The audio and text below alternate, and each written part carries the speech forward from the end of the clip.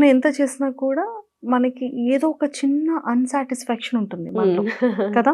And friends దగ్గర వినేటప్పుడు కానివ్వచ్చు, మన పర్సనల్ పీపుల్ ఎవరైనా mom, dad, best and closest besties ఎవరైనా మనకు చెప్పేటప్పుడు ఇంకొంచెం ఇలా వెళ్తే బావుంటుంది అని అనిపించే సందర్భాలు ఏమైనా ఉన్నాయా? ఇంట్లో డిస్కస్ చేసేటప్పుడు? మూవీస్‌లోనే కదా! Yes.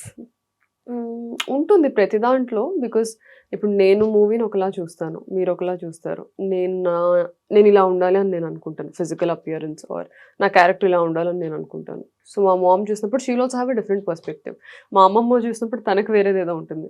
Because she has been brought up seeing 1940s, 1950s films కదా! సో వాళ్ళ పర్సెప్షన్ చాలా డిఫరెంట్‌గా ఉంటుంది.